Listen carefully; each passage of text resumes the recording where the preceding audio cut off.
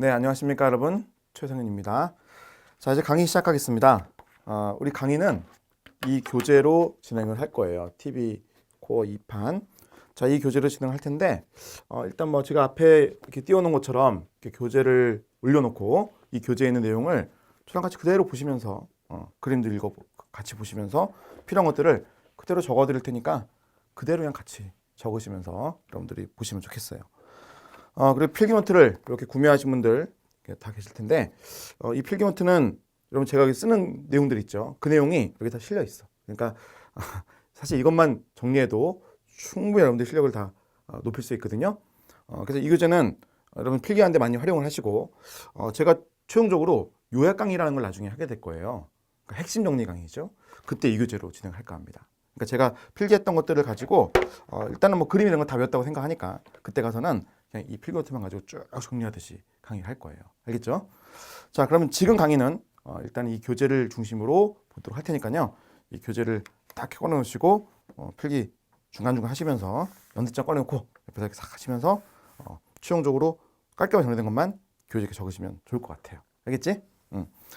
자, 그러면 교재 목차 부분을 보도록 할게요. 목차 부분. 자, 목차 부분을 보게 되면은 여기 컨텐츠라고 그래가지고 서론부터 이렇게 쭉 나오고 있습니다. 이 교재 하나로 여러분들 우리가 그 생물학 범위에서 세포 생물학, 분자 생물학, 동물 생략까지 끝낼 수가 있어요. 그래서 이 교재 하나로 제 강의 심화 이론 다 들을 수가 있고요. 제가 추가적으로 주는 이제 프린트물이 더 있을 거예요. 그런 것들만 좀 더 잘 챙기셔가지고 공부하시면 될 거예요. 자, 앞에 보시면은 여기 서론이 있고요. 그 다음 A 단원부터 해가지고 이렇게 H 단원까지가 지금 나와 있는데 바로 이 부분이 세포 생물학 부분입니다. 그러니까 여기 A부터 시작해가지고 이렇게 여기 H 단원까지 있죠? 여기까지가 바로 세포 생물학이라는 부분으로 제가 묶어놓은 파트예요.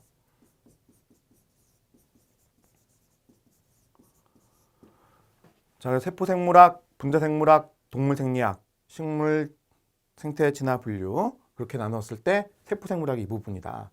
자, 그러면 처음에 우리가 뭘 배웠는지 다 외워야 되는 거니까 A는 세포 안에 들어있는 분자에 대한 얘기. 두 번째, B는 세포막을 통한 수송. 세포가 필요한 물질들을 받아들이고 내보내야 될 것들도 있죠. 뭐 예를 들어서 간에 있는 세포들은 혈액에다가 알부민이라는 단백질을 내놓죠. 그거 어떻게 나가느냐. 또 B세포라고 하는 애가 항체를 역시 혈액에 내놓는데 그게 어떻게 나가느냐. 뭐 이런 것들에 대한 얘기를 주로 다루는 파트가 세포막과 수송이라는 파트죠. 자, 그 다음 세포의 구조, 분열과 세포의 주기. 여기까지가 세포에 대한 기본적인 얘기들이다. 여기까지 뭐 세포에 대한 얘기를 기본적으로 한다. C단원 할 때는 제가 바이러스를 같이 추가로 말씀드릴 거니까 이것도 같이 공부한다라는 거 체크해 놓으시고 그 다음 유전학. 누구나 다 싫어하는 파트죠. 자, 계산하는 거니까 너도 싫고 나도 싫고 저도 싫어요. 계산을 다 해야 되니까 일일이 힘들어요. 그런데 제가 유전학 되게 잘한다는 거. 자, 알겠죠? 그래서 유전학 문제풀 요령을 제가 알려드릴 테니까 그거 중심으로 하시면 돼요. 자, 그 다음에 효소하고 세포 광합성인데 이쪽은 물질 대사에 관련된 얘기입니다. 이것도 좀 귀찮죠. 왜냐면 암기를 막 해야 되는데 회로들을 더 외워야 되니까. 근데 그런 것도 여러분들 정신하시면서 하시면 돼요. 자, 그래서 이쪽 파트를 이제 공부한다라는 거를 염두에 두시고 가십시다. 자, 거기 7페이지 가보세요. 7페이지로 가보시면 여기에 여러분 서론이라고 하는 파트에 생명과학의 범위 해가지고 정리가 되어 있죠, 여러분. 자, 생명과학의 범위 해가지고 생명 접근 체계라고 나와 있습니다. 생물권, 뭐 군계, 군집, 개체군, 개체에서 생명체를 이루는 원자부터 해가지고 확장을 하는 모습인데 이때 뭐 용어들 정도죠. 개체군하고 군집이 무엇을 뜻하는가 용어는 아셔야 되죠. 우리가 계속 앞으로 강의하면서 할 거니까요. 개체군이라고 하는 것은 한 서식지 내의 같은 종이다. 그러면 대한민국 생태계 내에서 사람이라고 하는 종, 이게 개체군이 되겠죠. 하나의 개체군. 근데 일본 사람하고 우리는 어떻죠? 같은 종이죠. 같은 종. 사람, 호모사피엔스. 일본 사람이랑 우리나라 사람 결혼하면 아기 낳을 수 있잖아요. 그 아기가 또 다음 자손을 낳을 수가 있고. 그러니까 결국 같은 종이야. 생식력 있는 자손을 낳을 수 있다. 같은 종이잖아요. 자, 그런데 일본 사람하고 나하고 똑같나?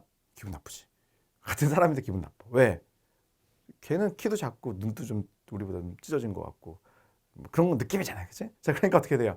얘들은 우리랑 뭔가 달라. 유전적으로 뭔가 공유하지 않았어. 예, 그래서 어떻게 표현해요? 개체군, 다른 개체군, 다른 집단 이렇게 얘기하는 거죠. 다른 집단이야, 그지?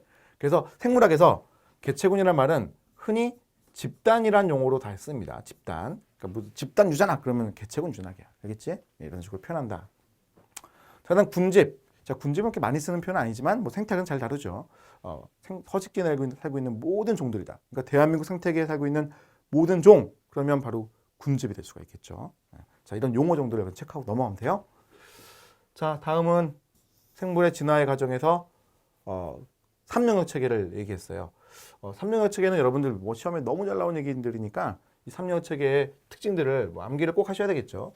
그래서 고세균 영역과 진정세균 영역 이 둘을 합쳐가지고 원엑세포라고 얘기하죠. 근데 이 원엑세포라고 하는 애들이 워낙 달라서 고세균과 진정세균으로 나누었어요. 자, 그리고 진핵생물이라고 하는 것은 진핵세포로 이루어져 있는 애들을 진핵생물 영역이라고 이렇게 얘기를 하는 겁니다. 자, 이 진핵생물 영역이라고 하는 애가 거의 고세균이라고 하는 애를 뼈대로 해서 진정세균이 이렇게 합쳐진 형태예요. 그 진정세균 중에 일부가 고세균으로 들어간 이 현상을 우리가 세포 내 공생이라고 부르죠. 세포 내 공생. 그 세포 내 공생의 가장 대표적인 모습을 보이고 있는 애가 누구? 바로 미토콘드리아하고 엽록체죠.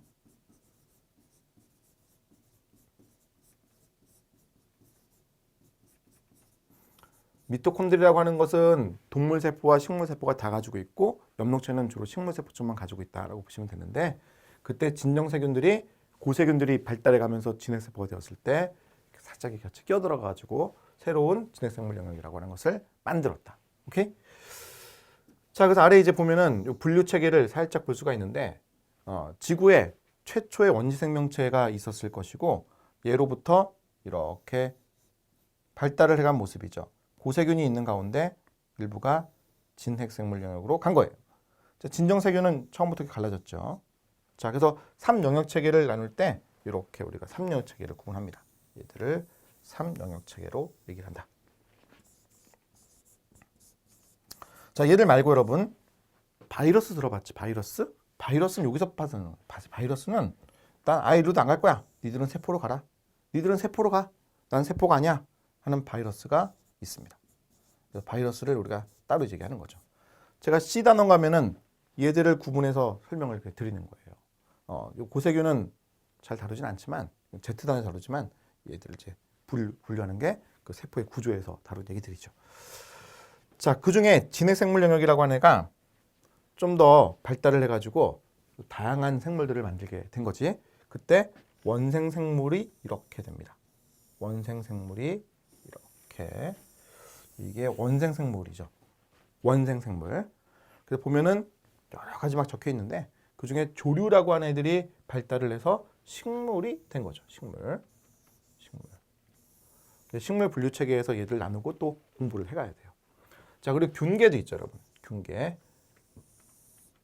담자균류, 잔황균류, 접합균류라는 것들이 있어요. 이렇게 하면 뭔지 잘 모르겠죠, 그죠? 아세요? 뭐 아실 수도 있어요. 기본 과정 잘 하셨다면 다 알고 있어야 돼. 담자균류 누가 있어? 버섯. 잔황균류 누가 있어요? 여기서 확 막히지 또. 효모가 있죠. 효모가 있어요. 네. 접합균류는 뭐 곰팡이류가 있어요. 곰팡이류 이것도 뭐 검은색 곰팡이 이런 식으로 그런 곰팡이류가 있어요. 자, 그다음 이쪽 동물 있죠, 동물. 이렇게. 자, 여러분들 족보 따져보신 적 있어요? 여러분들 내가 선조가 누구지? 우린 다 당군의 자손이다 이렇게 얘기하잖아. 자, 여기 당군이 있어, 그지? 당군이 있고 이렇게 쭉 빠져나왔을 때 우리가 이쪽 부류야, 이쪽 부류. 여기 있지? 우리가 여기 있잖아, 척추동물. 그러니까 여기에서 또 갈라졌겠죠, 우리는. 자, 그래서 생물을 이렇게 크게 나눌 수가 있는 모습이에요. 3영역 체계라는 거죠. 근데 3영역 체계 중에서도 우리는 동물, 식물, 균계해서 동물 쪽에 대한 얘기를 주로 다루는 겁니다. 자, 요런 이제 분류를 한다는 거 정도 알아놓으시고요. 나중에 이제 얘들 비교하면서 Z단원 가면은 다 설명을 드릴 거예요. 얘들도 차이가 어떻게 되는지를 설명을 쭉 다 드릴 거예요. 자, 이제 다음 페이지 넘어가 보십시다. 자, A단원인데 A단원 앞에 요 체계를 좀 잠깐 먼저 볼게요. 자, 분자에 대한 얘기가 나왔어요. 자, 앞으로 제가 이렇게 그림이 나오면, 매핑이 나오면 중요한 거 별표를 쳐드릴 거예요. 이게 의외로 되게 중요한 작업이야. 그렇지? 왜? 중요한 것들을 공부를 잘해야 되니까. 그래서 별표 잘 해놓으시고 꼭 외우도록 하십시오. 자, 여러분들 물에 대한 거 모르면 안 돼요. 그치? 물. 자, 생명체를 이룬다고 했을 때 세포를 구성하는 것 중에 제일 중요한 게 사실 물이죠. 용매로 쓰이는 거니까. 그래서 물에 대한 특성을 아셔야 돼. 극성 분자, 물 분자에 수소결합이 있어. 뭐 이런 것들이 가장 중요한 특징이죠. 자, 시험에도 등장할 수 있어요. 충분히. 지문 하나짜리로 잘 등장합니다. 알겠지? 그러니까 별표를 2개나 해드렸어요. 자, 그다음 핵산, DNA. 너무 중요해. 너무 중요해요. 특히 요거 구조들을 아는 거 있죠? 이거 너무 중요해요. 별표는 거의 3개짜리야. 매년 나온다 해도 어느 시험이 매년 나온다 해도 전혀 이상함이 없는 그런 내용들이다라고 보시면 돼요. 자, 그다음 RNA 구조도 나름 중요한데 이 DNA보다는 그다지 많이 다루는 편은 아니에요. 하지만 중요한 분자이기 때문에 별표는 2개를 할 수 있겠습니다. 자, 다음은 단백질에 대한 얘기죠. 단백질 구조 역시 또 너무 중요해. 아미노산도 특징을 아는 게 너무 중요해. 이건 별도로 할게요. 자, 이것도 중요하고 이게 아주 중요하다. 뭐 안 중요한 게 없네. 근데 중요도의 어떤 차이점이 있으니까요. 자, 그다음 탄수화물. 저장은 탄수화물과 채굴 탄수화물 구분하는 거. 요거 둘 구분하는 거 있죠. 둘 구분하는 거. 요거 중요해요. 시험 역시도 잘 나오는 얘기들이야. 자, 그다음 이제 지방인데 지방은 그다지 이렇게 많이 물어보진 않아요. 그런데 인지질에 대한 특징은 좀 중요하고요.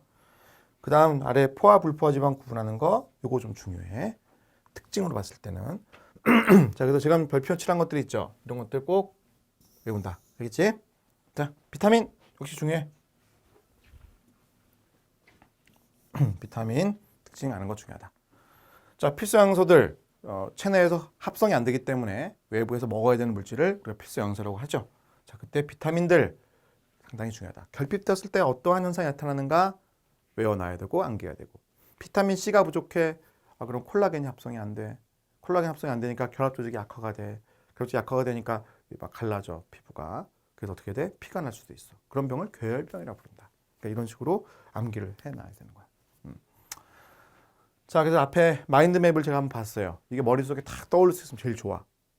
이게 순서가 좀 바뀌어도 상관은 없어요. 근데 A 단원에 이런 애들이 있다는 거는 알아야 돼. 이게 순서가 좀 바뀌어도 상관없어.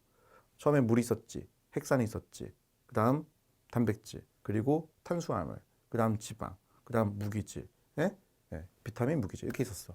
그러니까 이 순서를 이렇게 저처럼 이렇게 외워놓으면 제일 좋겠지만 이건 제가 쓴 책에서 저는 외우지. 그렇지만 여러분 안 썼으니까 이 순서를 다 외우지 못하더라도 어떤 것이 있다라는 거는 카테고리를 다 나눠놔야 돼요. 알겠지? 자, 그 다음 보시면요. 이제 분자에 대한 얘기를 하고 있는데 자, 이 내용은 여러분 뭐 기본 과정에서도 많이 다룬 내용이기 때문에 제가 여기는 원소 원자에 대한 얘기는 훅 넘어간다. 알겠지? 훅 넘어가고 물에 대한 얘기부터 시작을 하도록 합시다. 자, 이제 분자 수준에서의 구성 물질 해가지고요. 물에 대한 얘기부터 시작을 하도록 하겠습니다. 자, 이거 여러분 좀 들어가기 전에 기본적으로 좀 알고 있어야 될 내용들 잠깐 좀 하고 갈게요. 기본 내용인데도 여러분 모르시는 분들이 꽤 있기 때문에 제가 뭐 안 할 수가 없는데. 자, 우리 세포 내 구성 물질을 얘기할 때 물이라고 하는 것하고 나머지 물질도 나누잖아요. 이 물이 바로 생명체 내에서 쓰이는 용도, 용매예요. 이거 생명체 내에서 용매로 쓰이는 거죠. 다 보관할 수 있는 용매. 그러면 우리 세포 내에서 이 용매 내에 들어있는 용질이라는 것들이 있을 거 아닙니까? 용질. 그 용질에 해당하는 것들을 얘기하자 이 얘기예요. 용질은 표현 뭐 잘 안 쓰니까 제가 가로했고. 자, 그러면 이런 애들이 거대 분자라는 것들이 있고 거대 분자라는 것들이 있고 저분자라는 것들이 있어요. 거대 분자는 마크로몰레큘이라고 그래가지고 큰 분자들을 얘기하는 거야. 그때 거대 분자를 다시 크게 나누어 가지고 4개로 나누거든요. 첫 번째는 핵산이 있죠. 핵산은 다시 둘로 나눠 가지고 DNA와 RNA가 있는 것이고. 자, 그때 기능을 보게 되면은 DNA는 유전 정보로서의 기능을 하는 거죠. 유전 정보. 자, 반면에 RNA라고 하는 것은 유전 정보로서의 기능도 있지만 기능성 분자로서의 역할도 한다. 그래서 RNA라고 하는 것은 자기가 어떤 일을 직접 하기도 하는 거예요. 뭐 대표적인 게 리보자임이죠. 리보자임. 여러분 대표적인 게 이거 리보자임이라는 거지. 효소라는 것들은 반응을 촉매하는 것들을 효소라고 하잖아요. 그때 그 효소들이 대부분 다 단백질로 이루어져 있지만 일부는 RNA로 이루어져 있는 거야. 그래서 리보자임이라고 하는 것들이 그런 촉매 기능을 하더라는 거죠. 그래서 RNA가 그런 기능성 문제로서 역할도 한다는 걸 같이 꼭 알아놓으셔야 돼요. 지구에 처음에 있었던 유전 물질은 RNA라고 생각을 해요. 왜냐면 RNA가 만들어지기도 쉽고 변형되기도 쉽고, 그러니까 뭔가 새로운 걸 만들기 쉬웠다는 얘기고, 그다음 유전 정보로서 기능도 있을 뿐만 아니라 기능성 있는 문제로서 기능도 있으니까 얘가 다방면에 능한 애잖아. 그래서 이런 애를 이용을 했던 거지. 그런데 그런 애들 중에 생명체들 중에 이거 정보를 오랫동안 보관하고 싶어. 안정적인 분자가 뭘까? 고민하다 만든 게 바로 DNA라고 생각하시면 되죠. 그 DNA가 유전 정보를 가지고 있는 물질. 그리고 RNA가 가지고 있는 정보를 좀 더 다양하게 만들 수 있을 방법 없을까? 해서 만든 게 단백질이죠. 단백질은 20종류의 아미노산으로 이루어져 있기 때문에 4종류의 유클리오티드로 이루어져 있는 핵산들보다 더 다양한 걸 만들 수가 있죠. 부품이 20종류가 되는 거니까, 그지? 자, 그래서 단백질이라고 하는 거를 생명체에서 활용했다. 그래서 이 세 가지가 생명체에서 아주 중요한 분자들이에요. 단백질은 여러 가지 기능성 있는 분자들이죠. 그런데 단백질의 기능들은 정말 다양해서 효소로서 역할뿐만 아니라 뭐 신호 전달한다든지 구조물을 만든다든지 수송을 한다든지 여러 가지 기능들을 거의 다 섭렵하고 있죠. 그래서 우리 사람의 경우에는 단백질이 우리 체내에 50만 종류가 넘게 있다는 거야. 50만 종류가. 그러니까 엄청나게 다양한 것이 있는 거죠. 여러분들 집에 물건이 50만 종류 있어? 있어요? 부자신가 봐. 그런데 저는 그렇게 많지 않을 거야. 알겠지? 그러니까 단백질들이 많으면 많을수록 훨씬 더 다양한 행위들을 할 수 있을 거 아니야. 그지? 자, 이번엔 탄수화물. 자, 탄수화물이라고 하는 것은 에너지를 저장한다. 즉 에너지원이기도 하고 구조를 이루고 있는 분자이기도 해요.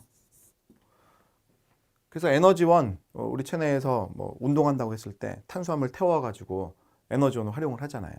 또는 내 몸을 구성하는 성분으로서 쓰기도 하죠. 사실 이건 동물세포보다는 식물세포가 더 큰데, 식물세포 같은 경우에는 세포벽이라고 하는 게 셀룰로스라고 하는 탄수화물로 이루어져 있죠. 그런 것들을 얘기할 때 이러한 거대 분자를 얘기한다. 그 다음 마지막이 지방이죠. 지방도 역시 에너지원이면서 구조적인 역할들을 해요. 에너지원이야 뭐 여러분 잘 아시는 거고, 구조적 역할도 피부 아래쪽에 있는 피하지방이라든지 이런 것들을 통해서 우리 몸을 구성하는 성분으로서 쓰일 수가 있는 거죠. 그래서 거대 분자들을 제가 이렇게 쭉 열거를 했는데, 핵산, 단백질, 탄수화물, 지방 이렇게 얘기를 했어요. 그래서 우리 체내에 있는 분자들 중에 중요한 분자들이잖아. 그때 핵산과 단백질과 탄수화물, 얘들을 묶으면 얘들은 중합체라고 부르죠. 중합체. 그래서 중합체라고 하는 것은 폴리머. 하나의 어떤 단위체라고 하는 모노머가, 이 덩어리 하나가 연결되면 이제 그걸 중합체라고 하죠.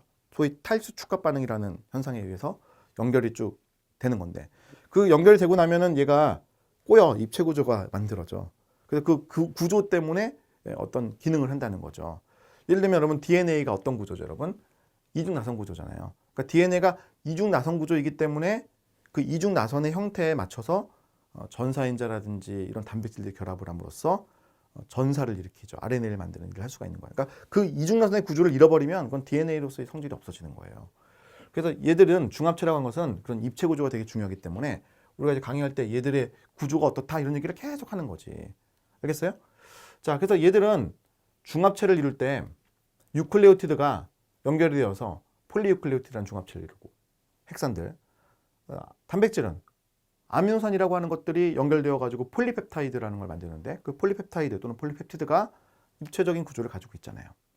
그리고 탄수화물도 단당류라고 하는 것들이 있는데, 대표적인 게 이제 포도당이죠. 그래서 포도당들이 연결이 되어 가지고 여러분들 잘 아시는 녹말, 전분, 셀룰로스 이런 걸 만드는 거예요. 그런데 반면에 지방이라고 하는 것들은 이건 중합되는 게 아니야.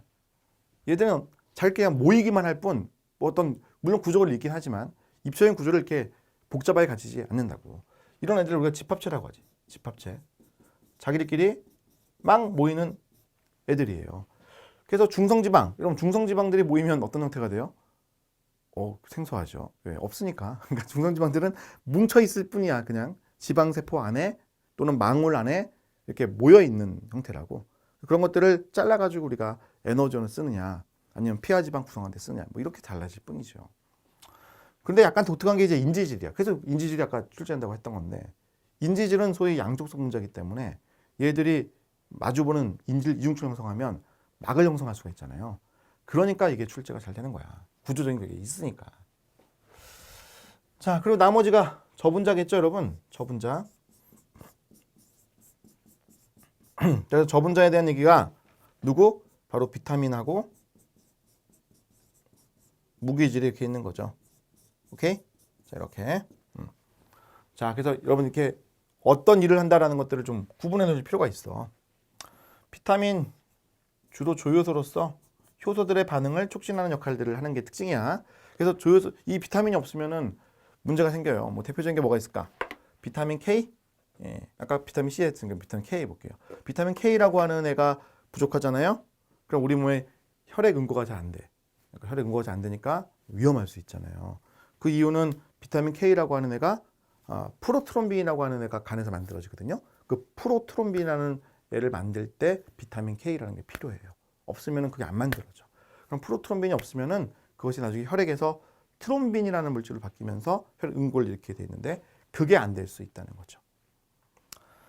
자, 무기질들 대개는 이온들이에요. 그래서 우리 체내에 있는 어떤 환경들을 조성하는데 주된 일을 하고 있다라고 보시면 되겠습니다. 알겠죠? 자, 이렇게 해서 제가 카테고리를 좀 이렇게 나눠 드렸고요. 이런 내용들은 또 여러분들께 같이 책에다 적든지 노트에다가 적어놨다가 필요한 것들만 책에다 이렇게 옮겨 적을 필요 있어요. 그러니까 책에다 먼저 막 이렇게 적으면 되게 지저분해진다. 그러니까 책 다시 사고 싶어져. 돈 아깝게, 그지? 그러니까 여러분들 이렇게 필기 노트를 따로 만드시는 것도 좋고 일단은 연습지 않게 막 적으세요. 그랬다가 시험 수업 다 끝나고 나서 복습하실 때 필요한 것들만 책에다 옮기든지 필기노트에 깔끔하게 정리해도 괜찮아요. 그리고 제가 이렇게 필기하는 것들은 다 여기 들어있기 때문에 미리 다 어디에 어떤 내용인지 적었지 대충은 다 아실 수 있을 거예요. 자, 그러면 네. 이제 물에 대한 얘기로 들어가 보도록 합시다. 자, 여러분 이제 물부터 하나씩 보도록 하겠습니다. 자, 보시면은 여기 뭐 교재에 많은 얘기들이 적혀 있는데 그 중에 중요한 부분들을 중심으로 제가 밑줄도 그어 드릴 테니까 여러분들 체크하시면서 같이 보도록 하십시다. 생명체 내에서 중요한 분자들, 그때 용매로서의 물, 그다음 거대 분자, 고분자 중합체라고 했죠. 핵산, 단백질, 탄수화물 여기까지가 중합체. 그다음 지방. 자, 그거 살펴보고 추가적으로 무기, 염료, 비타민도 본다. 자, 여러분 이제 물부터 하나씩 살펴보도록 합시다. 자, 중요한 부분들은 제가 이렇게 밑줄도 다 그어 드리니까요. 여러분들 같이 밑줄 그으시면서 중요한 것들 체크하고 이렇게 공부하도록 하십시다. 자, 보시면 생체 내 분자들에 대한 얘기를 제가 쭉 살펴봤었고요. 그 다음 이제 물에 대한 얘기부터 하나씩 들어가는 건데, 자, 물이 세포 내 원형질의 약 90% 가까이 차지한다는 거예요. 원형질은 세포 안에 있는 물질을 다 원형질이라고 해요. 세포질, 핵질, 또 미토콘드리아질 이렇게 그 세포 안에 있는 모든 그 물질들을 우리가 원형질이라고 한다 이렇게 보시면 되겠고, 그다음 그 아래 자, 물 분자가 극성을 띠고 있다. 이게 중요하죠, 여러분. 극성을 띠고 있다. 그래서 생체 내 용매로서 작용할 수가 있다라는 게 특징입니다.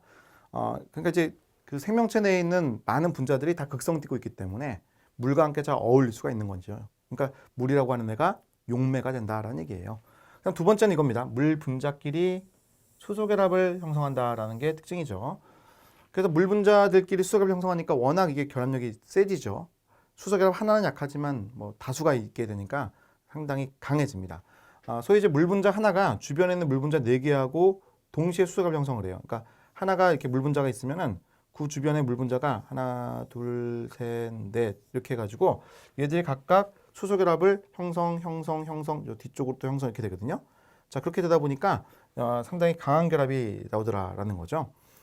자, 그래서 물 분자들 간의 결합이 세지면서 뭐 응집 현상이라든지 높은 비열, 비열이라고 하는 것은 1g, 물 1g을 1도씨 올리는 데 필요한 열량을 우리가 비열이 높다 이렇게 표현하게 돼 있죠.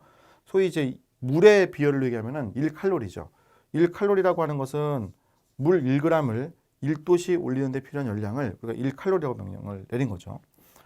자, 그리고 온도 조절 능력. 자, 온도라고 하는 것은 분자들의 움직임, 그 빠른 정도를 우리가 온도라고 하는 거예요. 그래서 분자들의 움직임이 아주 빠르게 움직인다면 온도가 높은 건데, 물 분자들끼리는 움직여 다닐 때 움직이려면 이걸 수소결을 다 끊어야 돼요. 수소결을 끊으려면 에너지가 높게 들어가거든. 그러니까 그 에너지를 높게 들여서 끊고 움직일 수가 있기 때문에 상당히 온도가 변하는 일이 크지 않다는 거죠. 그래서 온도 변화가 크지 않다는 게 또 하나의 특징. 그다음 마지막은 얼음에 낮은 밀도가 있다. 자, 되게 얼음이라고 하는 애가 고체죠. 고체는 되게 액체보다 밀도가 높은 편이에요. 그런데 물은 그렇지 않지. 그래서 물은 얼음인데도 불구하고 고체인데도 불구하고 물 위에 뜨는 게 특징이에요. 자, 이런 것들이 여러분 특징으로 잘 알고 계시면 되겠습니다.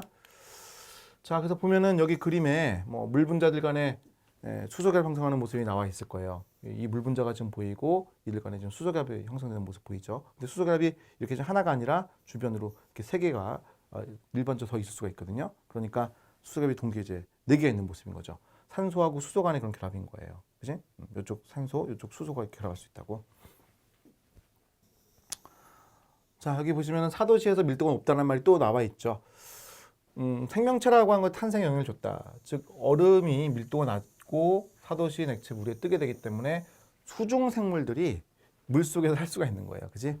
그러니까 얼음이 위에 이렇게 얼어버리니까 이게 밀도가 높았으면 아래로 가라앉았을 텐데 그렇지 않고 이 밑에 물고기가 이렇게 살 수가 있었다는 거죠. 그죠? 그렇기 때문에 이건 생명체의 어떤 탄생과 상당히 관련성이 있다는 거예요. 자, 왼쪽에 있는 이 그림은 영도시에서의 얼음을 보여주고 있습니다. 그래서 물 분자들이 이렇게 자기의 위치를 각각 차지해서 규칙적으로 분포되어 있는 모습이죠. 반면에 얘는 사도시의 물인데 사도시라고 하는 것은 약간 분자들의 움직임이 있는 거거든. 그래서 수소결합이 끊고 움직여 다니는데 자기 이렇게 뭉쳐 있는 모습을 많이 볼 수가 있어요. 그래서 밀도가 상당히 높은 편입니다. 자, 참고로 만약에 20도씨의 물이라면은 밀도가 낮아요. 그래서 얘보다 밀도가 더 낮은 게 특징이죠.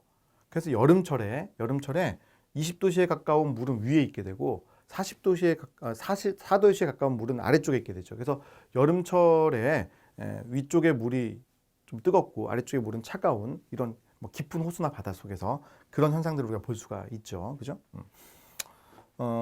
이렇게 호수가 깊은 게 있다고 했을 때 이 위에 있는 것은 4도씨의 물, 아래쪽은 20도씨, 거꾸로 했네. 위쪽에 있는 것은 20도씨의 물, 그다음 아래쪽에 있는 건 4도씨의 물 이렇게 되죠.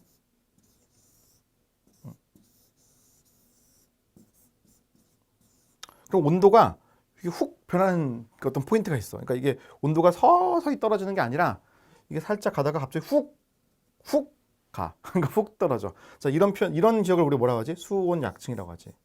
수온 약층 이렇게 불러요. 그러니까 온도가 훅 떨어지는 거. 알겠지? 20도씨 이렇게 가다가 20도씨 가다가 훅 알겠지? 4도씨로 뚝 떨어지는 그런 포인트가 수온 약층이죠. 자, 이렇게 해서 뭐 DNA 물에 대한 얘기는 이렇게 마치도록 하고요. 자, 그다음 바로 DNA에 대한 얘기로 넘어가 보도록 합시다. 자, DNA에 대해서 여러분 아셔야 될 것이 바로 구조예요. 그치? 구조. 그 구조를 먼저 아시는 게 중요한데 얘가 중합체잖아. 중합체이기 때문에 제가 순서를 다 이런 식으로 볼 거예요. 중합체들은 단위체 그리고 중합체 이렇게 얘기를 할 거라고. 그럼 DNA의 단위체가 누구냐라고 했을 때 그 DNA 단위체가 바로 뉴클레오티드예요. 뉴클레오티드라고 부르는 애지. 자, 얘를 약어로 이렇게 NT라고도 적습니다. NT 적어 놓으시고. 자, 이런 DNA가 중합체를 이루게 되면 어떤 모습이 나와? 이중나선이 나오죠. 그래서 그 이중나선의 모습을 발견하신 분들이 바로 이 왓슨과 크릭이죠. 1953년에 이분들이 X선 회절 무늬를 이용해 가지고 그 생긴 무늬를 보고 DNA의 입체 구조를 알아냈다 이렇게 얘기를 해요. 이게 이제 뭐냐면은 DNA 결정체를 놔두고 거기다 엑선을 조사를 한 거예요. 그랬더니 그 DNA 결정체에 가가지고 엑선이 부딪혀서 이게 휘죠.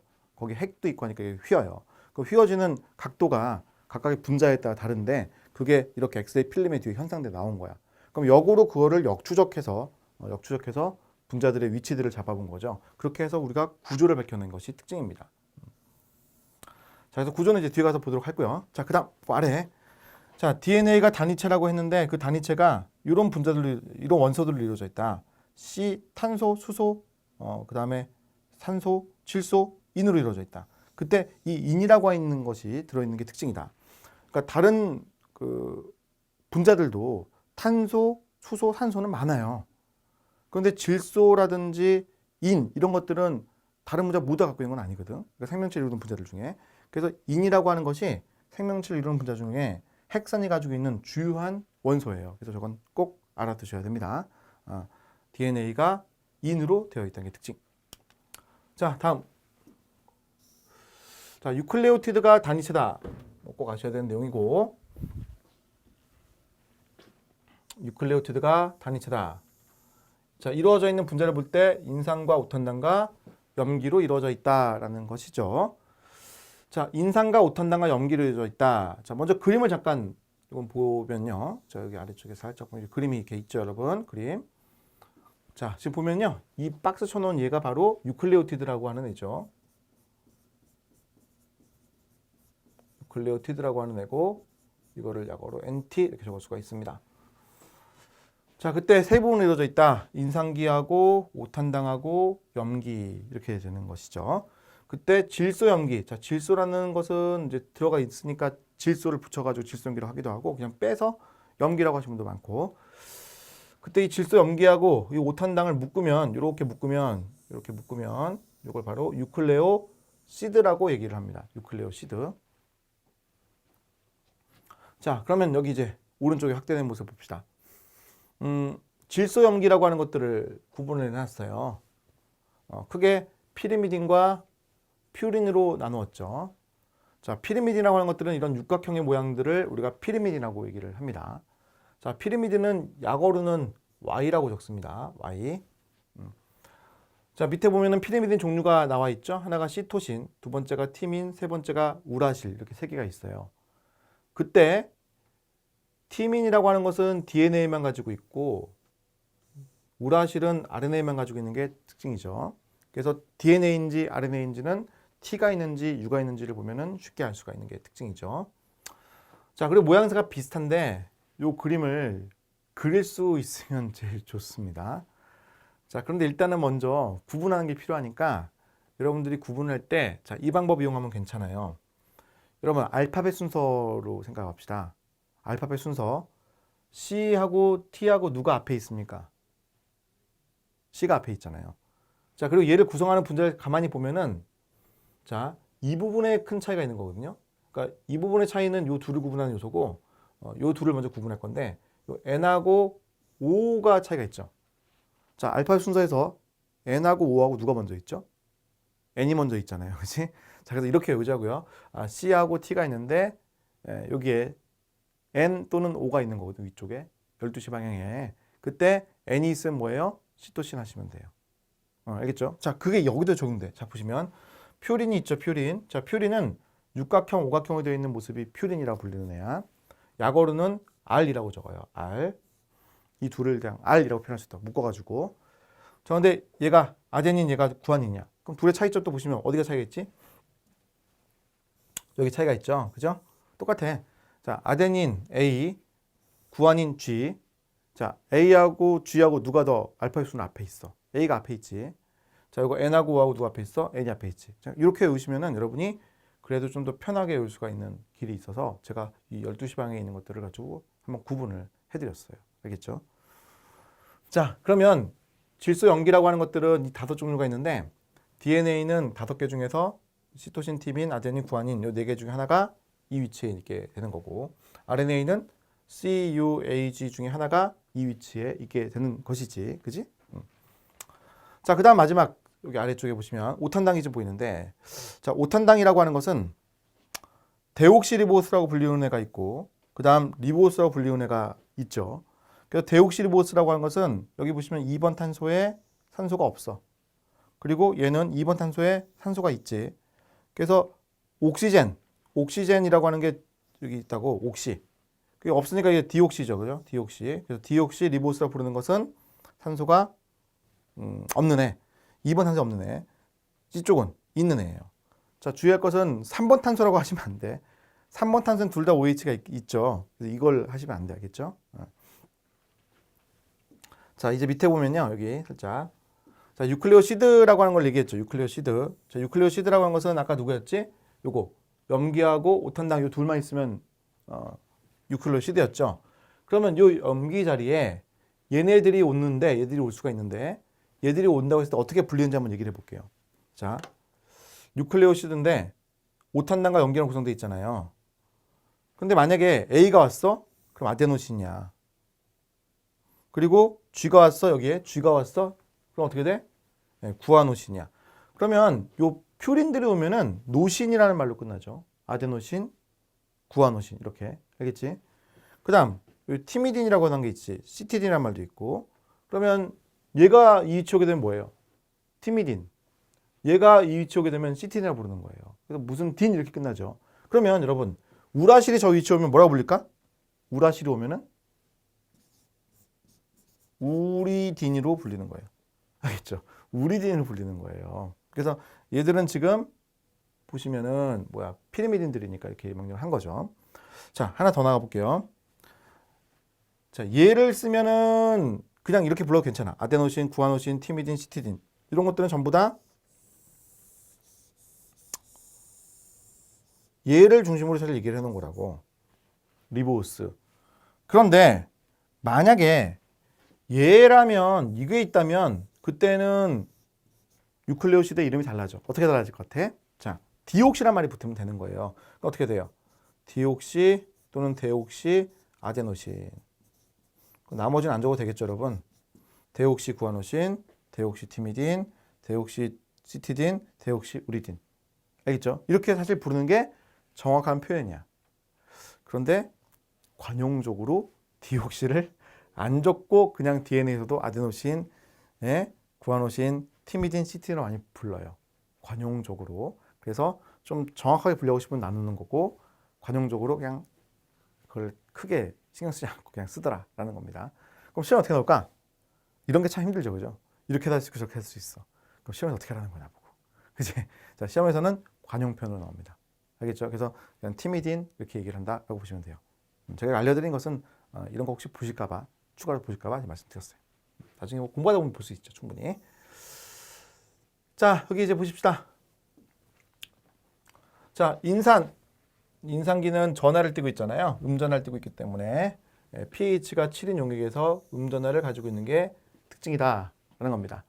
자, 음전하를 가지고 있기 때문에 전기장에서 전기장 있죠, 여러분. 전기를 띠는 그 전기장에서 어느 극 쪽으로 이동할까요? 음전하 띠고 있으니까 전기장에서 플러스 극으로 이동하는 거다. 그러니까 DNA를 전기영동 장치라고 하는 것에다가 전기영동을 시키게 되면은 얘가 플러스 쪽으로 가게 되어 있죠. 자, 오탄당이라고 하는 것은 2번 탄소에 수소가 있다. 그럼 데옥시리보스. 히드록시기가 붙어 있다면 리보스라고 불리운다. 자, 염기의 종류는 총 4종류가 있죠. DNA는 ATCG 4종류, RNA의 경우에는 AUCG의 4종류. 그러니까 총 5종류라고 할 수 있는데 이제 DNA가 4종류, RNA가 4종류 이 얘기예요. 자, 그다음 퓨린 종류를 외우셔야죠. 퓨린은 R이라 부를 수가 있고 아데닌, 구아닌. 피리미딘은 Y라 부를 수가 있고 시토신, 티민, 우라실. 퓨린의 R은 여기서 왔고요. 피리미딘 Y는 여기서 왔어요. 그래서 이제 약어를 딸 때 둘 다 이제 앞글자가 P니까 그렇게 할 수는 없잖아요. 그래서 뒤쪽에 이제 하나 잡아가지고 R과 Y를 잡아서 표현했어요. 여긴 U를 잡을 수가 없지. 여기 우라실도 있었으니까. 그래서 이름을 이렇게 지었다고 보시면 되겠습니다. 생물이게 뭐 처음에는 암기가 필요해요. 어쩔 수 없어. 계속 써보고 외우시고 써보고 외우시고 하시는 거예요. 그러다 보면은 좀 암기가 좀 수월해지는 거죠. 자, 다음은 중합체로 넘어갑시다. 단위체에 대한 얘기는 이제 끝났어요. 이렇게 생긴 게 DNA의 유클레오티드라는 거야. 자, 이번엔 중합체죠. 자, 중합체. 자, 유클레오티드는 한 유클레오티드하고 다른 유클레오티드 사이에 결합을 하는데 이게 3번과 5번 탄소 사이에 결합을 한다는 거예요. 그게 당인산 에스테르 결합이라고 하는, 즉 에스테르 결합이라고 하는 것을 형성을 한다는 거죠. 그럼 이제 이게 어떻게 형성되는가 이제 그걸 좀 볼 건데 이거 마저 밑줄 긋고요. 자, 여기까지 밑줄 그어 놓으시고 넘어갑시다. 데옥시리보스와 인산기는 친수성 부위이고 염기는 소수성 부위다. 이거. 자, 그다음 여기 볼게요. 자, 여기다 이제 그림을 제가 하나 살짝 그려드릴 텐데 여기 보시면 유클레오티드가 이렇게 보여요. 여기 유클레오티드죠. 그리고 다음 유클레오티드가 여기 또 이렇게 보여요. 여기 또 유클레오티드죠. 그 유클레오티드 간에 지금 결합이 일어나고 있는데 여기에는 3번 탄소가 있고 여기에는 지금 5번 탄소가 있기 때문에 3번 탄소에 있는 OH계하고 5번 탄소에 있는 인산계 결합을 하는 모습이에요. 그러면 이 부분을 좀 확대해서 그림을 그려보면은 자, 이렇게 오각형의 모습이 좀 있는데 여기에 3번 탄소가 있었잖아요. 여기 탄소가 있는데 이쪽으로 산소, 그 다음 그 아래쪽으로 인산계가 있는 거니까 자, 이런 식으로 연결되죠. 이런 식으로 마이너스 5. 그 다음 5번 탄소 쪽 연결되는 거니까 이렇게 또 이렇게 연결되는 모습이거든. 그럼 여기서 이 결합이 일어나는 게 바로 당인산 에스테르 결합이에요. 이게 당이죠, 여러분, 당. 그리고 얘가 인산이잖아요. 얘가 이제 또 당이고, 그러니까 당인산 에스테르 결합이라고 표현할 수가 있는 것이고, 자, 또는 자, 여기 탄소하고 산소, 인산, 그리고 여기 이렇게 이중결합의 산소가 있는 게 에스테르 결합이잖아요. 근데 이 에스테르 결합이 이쪽으로도 이쪽에 탄소가 있으니까 탄소, 산소, 인, 그다음에 O 이중결합이 있는 게 또 보이죠. 그래서 이게 두 개의 에스테르 결합이 있으니까 포스포 디 에스테르 결합이라고 표현하게 되어 있는 거죠. 포스포 인산이라는 뜻이에요. 포스포 디 에스테르 결합 이렇게 얘기가 된다는 거죠. 자, 그리고 내부에 이제 보게 되면은 염기들이 가운데 놓여요. 왜냐하면 이게 소수성이니까 가운데 모이는 거예요. 그리고 둘이 붙을 때는 수소결합이라는 게 형성이 되죠. 그래서 둘이 결합을 되게 잘 형성하고 있는 게 특징이다. 그럼 두 가닥의 DNA라고 하는 것들은 안정적으로 결합할 수가 있는데 두 가닥의 이제 DNA가 안정적으로 결합할 수가 있는데 그 결합을 할 때 특징이 뭐냐? 자, 구조상 A는 T하고 이중결합 그러니까 두 개의 수소결합 형성할 수가 있고 G는 C하고 세 개의 수소결합 형성할 수가 있다. 결국 DNA가 나란히 붙는 거예요. 자, 그림 보시면은 수소결합이 세 개, 두 개 각각 있는 게 보이시죠? A하고 T 간에는 수소결합이 두 개, C하고 G 간에 수소결합이 세 개씩 있는 모습이에요. 자, 그럼 두 가닥이 서로 이렇게 나란하게 놓여지게 되죠. 방향성 보시면은 반대로 돼 있죠. 5, 3 방향. 그리고 가운데에 염기들이 있고 대칭적으로 인산과 오탄당이 바깥쪽에 있습니다. 바깥쪽은 이제 인산기가 있으니까 전체적으로 음전화 띄는 모습이 나오는 것이고 이쪽에 화살표로 이제 방향성을 표현했어. 5의 3방향 방향성을. 근데 얘가 이제 물속에 있으면은 자연스럽게 꼬이거든요. 그래서 이런 형태가 나오는 거죠. 자, 이게 바로 이중나선의 모습인 거죠. DNA 이중나선의 모습. 근데 모양새가 참 뭐가 참 재밌게 예쁘게 생겼죠. 그죠? 그래서 보면은 요 골격과 요 골격 사이, 그러니까 당인산 요 뼈대 있죠. 요 뼈대. 여기 뼈대가 이렇게 들어가 있는 건데 요 사이에 간격이 되게 넓어요. 이 간격이 되게 넓은 것을 우리가 메이저 그루브라고 표현하게 되고 그다음 여기 보시면 요 간격은 좁죠. 이걸 이제 마이너 그루브라고 표현하게 됩니다. 그래서 DNA는 메이저 그루브하고 마이너 그루브가 있게 되는 건데 이 메이저 그루브, 마이너 그루브라고 하는 것에 단백질들이 붙어가지고 일을 해요.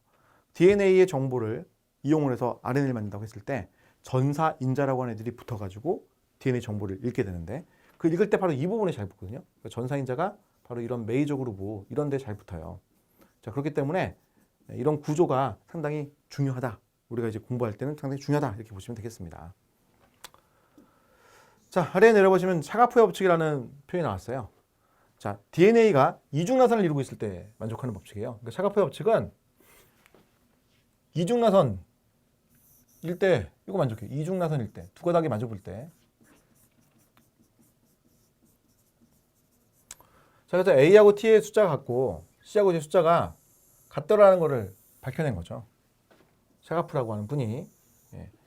그래서 아래 보면 이렇게 식을 세울 수가 있어요. 자, 이 식을 이용해서 DNA에 있는 염기들의 조성을 여러분들이 말할 수가 있어. 자, 여기 한쪽에 5'부터 3' 방향으로 DNA가 있죠. 이쪽도 마찬가지. 이렇게 DNA가 있어. 그러면 이쪽에 만약에 A가 23%가 있다는 거야. 23%가 A라는 거야. 그럼 나머지 염기들 비율을 말할 수 있다니까. 자, 여기 23% A가 있으면 누가 결합해요? A하고 T가 반드시 결합하거든요. 그러니까 23% 뭐가 있을까요? T가 있겠죠. 이 DNA에는 23%는 또 T가 있는 거예요. 그럼 나머지 애들이 이제 C하고 G인데 C하고 G는 숫자가 같잖아. 그리고 100%를 채워야 한다고 생각하면은 27%씩 있겠죠. C하고 G가. 자, 그래서 이런 샤가프의 법칙을 이용해서 염기들의 조성을 알아내는 게 쉽게 가능해요. 이거 갖고 출제를 되게 잘하는 거니까 여러분들 꼭 이해를 하고 있어야 돼. 알겠지? 자, DNA 두 가닥은 서로 마주본 형태의 이 DNA 이중 구조를 가지고 있는 것이 특징이죠. 자, 여기 보시면요. 역평행하다라는 표현이 나왔어요. 자, DNA 두 가닥이 서로 붙어 있을 때 역평행하다. 그래서 방향성이라는 것이 반대로 되어 있다라는 것이고, 바깥쪽에는 오탄단과 인산기가 있었죠. DNA는 그래서 친수성 물질, 물에 녹는 물질이에요. 인산기가 바깥쪽에 있기 때문에 DNA는 음전을 일으키는 게 특징. 물에 녹는 게 특징. 자, 그리고 내부에는 염기가 들어있었죠. 안쪽에는 소수성 염기가 배열되어 있어서 소수성을 형성을 되게 잘한다. DNA 구조의 안정성을 어떻게 보면 상당히 증가시키고 있다. 이렇게 보실 수가 있겠습니다. 자, 이런 것도 DNA 구조의 특징. 자, 여기 앞에 이제 그림 보시면은 거의 비슷한 그림인데, 얘는 염기들 결합하는 걸 중심으로 그림을 그려놓은 모습이고, 얘는 공간 채우기 모형이라고 그래가지고 실제 분자가 차지하고 있는 위치들 뭐 이렇게 공간을 지금 잡아놨어요. 그래서 보시면 어때요? 이게 노란색으로 되어 있는 부분이 꽉 차 있죠. 그렇죠? 노란색으로 된 부분. 이게 다 염기예요. 염기들이 꽉 차 있잖아. 소수성인 것들이 내부에 들어가가지고 중심을 잘 잡고 있고, 그다음 얘가 당인산 에스테르 골격들이죠. 이 골격이 이렇게 펼쳐져 있을 때 이 간격이 이제 좁은 것도 있고 넓은 것도 있으니까 마이너 그루브와 메이저 그루브로 표현한 거예요. 마이너 그루브, 메이저 그루브가 뭐 이 그림도 잘 보이고 이 그림도 잘 보이죠, 그죠? 그 사이에 있는 공간들. 그런데 이런 데 가가지고 단백질 붙어가지고 이제 정보를 읽게 되는 거죠. 자, 아래에 보시면은 이중 나선을 이루고 있는 힘 이렇게 나왔어요. 두 가지 힘이죠. 하나는 수소 결합, 이게 더 중요하고요. 그 다음 소수성 결합, 이게 좀 더 덜 중요하고, 이 둘이 작용을 해서 DNA 두 가닥이 딱 붙어 있더라라는 거예요. 자, 그다음 그 밑에 보시면은 변성에 대한 얘기가 나옵니다. 자, 변성이라고 하는 것은 중합체의 경우에 성질이 변했다라고 했을 때 우리가 변성이라고 얘기를 해요. 디네이처레이션이라는 표현입니다. 그럼 이 변성이라고 하는 것은 성질이 변했다라는 건데, 또는 이제 분해가 되었다 해서 멜팅이라고 얘기할 수가 있는데, 이 변성이라고 하는 용어가 뭐 DNA와 RNA와 단백질 다 쓰여요. 근데 잠깐 차이가 있다. 자, DNA의 경우에는 이중나선의 DNA가 변성이 되면 단일 가닥으로 떨어지는 거예요. 두 가닥의 분리. 이걸 변성이라고 한다. 두 가닥이 떨어진 거를. 어차피 입체 구조는 사라질 거니까 뭐 정보를 갖고 있다 하더라도 사실은 쓰일 수가 없는 거죠. 자, RNA의 경우에는 입체 구조를 가지고 있어요. 복잡한 입체 구조를 가지고 있어요. 소위 3차 구조를 가지고 있다. 근데 이런 3차 구조가 선형의 구조로 이제 풀려버리는 거예요. 선형의 어떤 구조로 풀려버리는 거다. 이걸 이제 우리가 소위 1차 구조 풀린다고 얘기하거든. 이런 모습을 RNA 변성이라고 얘기를 하죠. 단백질 같은 경우에도 마찬가지. 입체 구조 가지고 있는데 선형으로 풀려요. 3차 구조가 1차로 풀려요. 이런 것들을 역시 변성이라고 합니다. 그럼 DNA와 RNA와 단백질의 경우에 다 변성이라는 용어를 다 쓸 수가 있어요. 그중에 우리가 중요하게 생각하는 것은 DNA와 단백질이고요. 그래서 단백질 DNA 이제 공부하는 거야. 그럼 DNA 변성시킨다고 했는데 지금 그림에 있듯이 이렇게 이중나선되어 있는 애가 떨어졌죠, 지금요. 이걸 변성이라고 얘기한다. 그럼 변성이 되는 요인이 있을 거 아니에요. 어떤 요인들이 변성을 시킬 수 있을 것인가? 라는 거예요, 여러분. 어떤 요인들이 변성시킬 수 있을 것인가? 자, 변성 요인을 보게 되면 대표적인 거 적어드리면 대표적인 것 열이에요. 고온. 그래서 온도를 이렇게 쭉 높이면은 두 DNA가 잘 떨어져요. 자, 또는 두 개 떨어뜨릴 수 있는 요인 중에 대표적인 게 NaOH를 가하면 떨어뜨릴 수가 있어요. NaOH를 가하면 떨어뜨릴 수가 있는 거예요. 그래서 우리가 실험적으로는 이런 방법들을 써가지고 DNA를 변성시켜요. 그런데 생체 내에서는 DNA 두 가닥을 떨어뜨리려면 고온을 가한다? 이거 할 수 없죠. 우리 몸이 일정하게 온도가 유지돼야 되는데. 얼마만큼 올라가야 되냐? 100도씩 가까이 올라가야 되는데. 그럼 우리 죽으니까 할 수 없어. 자, NaOH 늘릴 수 있어? 죽으려고? 자, 이거 소위 양잿물이라는 거잖아. 이거 소위. 이거 먹으면 끝장이야. 그러니까 이걸 늘릴 수 없지. 그럼 때 우리는 그 변성시켜야 돼. 왜? 예를 들어서 DNA가 복제가 되기 위해서는 두 가닥이 떨어져 가지고 각각의 DNA를 주형으로 써서 복제를 해야 세포가 분열할 수 있잖아요. 자, 그러니까 생체 내에서는 이걸 효소를 써가지고 하는 거죠. 알겠죠? 그럼 우리도 실험적으로 효소를 써서 이거 분리할 수 있을까? 할 수는 있지. 비싸지 근데. 그러니까 안 하고 싸잖아. 여기로 가고 NH 가는 거는. 그러니까 이걸 이렇게 보통은 실험적으로 많이 하더라는 겁니다. 그러니까 실험적으로 DNA를 뭐 복제하거나 이런 걸 할 때도 많을 텐데 그때는 이런 방법을 많이 쓰는 거지. 그러니까 항상 이 위에 걸로 잘 나오는 편이에요. 자, 그럼 이렇게 해서 우리가 DNA 변성되는 얘기까지 얘기를 해봤어요. DNA의 단위체에 대한 얘기도 해봤고, 그리고 무엇도 얘기해봤지? DNA의 입체 구조를 이루는 모습도 얘기를 해봤고, 특징들, 그리고 변성되는 얘기도 해봤는데, 이 변성에 대해서는 제가 조금 더 할 얘기들이 좀 있어요. 그래서 잠깐 쉬었다가 그 변성에 대한 얘기를 좀 더 추가적으로 할 얘기가 있어서 그것 좀 해드리고 나머지 구조에 대한 얘기를 더 보도록 하겠습니다. 잠깐 쉬었다 갈게요.